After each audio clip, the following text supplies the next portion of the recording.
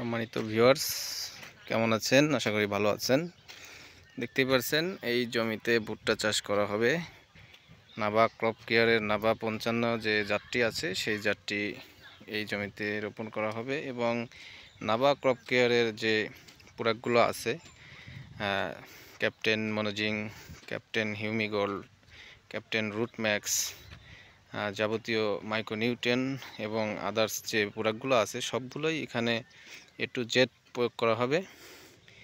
তো আপনাদের সাথে এই জমির খুঁটিনাটি সবগুলো বিষয় ইনশাল্লাহ শেয়ার করব।